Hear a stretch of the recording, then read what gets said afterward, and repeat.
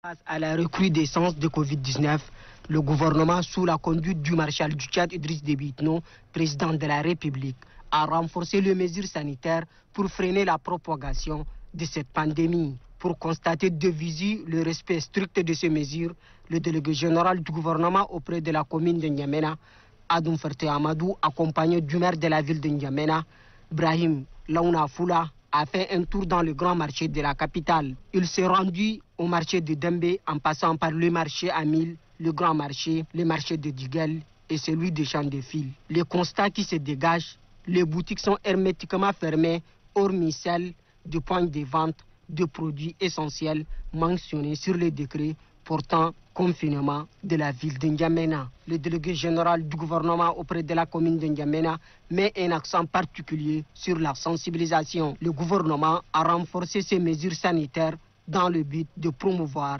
le salut du peuple tchadien. La population n'a pas encore pris conscience parce que la pandémie de Covid-19, c'est un danger. Si le gouvernement a à sa tête, le maréchal du Tchad prend un certain nombre de mesures pour confiner la population, ce n'est pas de gaieté de cœur. C'est pratiquement pour l'intérêt de cette population. Il faut que cette population soit consciente que le danger est en train de planer sur notre ville et partant sur notre pays et que les mesures fortes s'imposent afin d'éviter à ce que toute la population soit contaminée. Parce qu'en moins de 2 semaines, si nous sommes au-delà de 400, c'est déjà trop. Donc, quand on dit aux gens de rester chez eux, ce n'est pas pour les pénaliser, mais pour les amener à ne pas tomber malade. En 1 semaine, pas d'activité, oui, effectivement, vous aurez un certain nombre de difficultés sur le plan financier, sur le plan alimentaire, tout ça. Mais ça a un coût par rapport à la santé. C'est quand tu es en vie, quand tu es en bonne santé, c'est à ce moment que tu fais d'autres activités.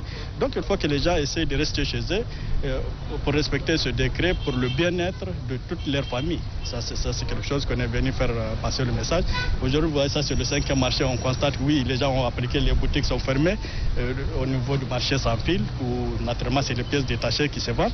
Mais quand vous voyez à côté, ces réparateurs de véhicules, tout ça sont sortis. Normalement, ils doivent rester chez eux. Donc la sensibilisation a commencé au niveau des communes, ça va continuer, on va continuer à sensibiliser la population. Mais nous demandons également aux forces de défense et de sécurité de dissuader ces gens pour rester à la maison. C'était ça ici au fait. Donc on va essayer de coordonner avec eux pour essayer de voir, pour rappeler à l'ordre tout et chacun des habitants de N'Djamena, que chacun reste chez lui. 1 semaine, ce n'est rien. Si 1 semaine peut nous amener la santé, vraiment, il faut que les gens respectent.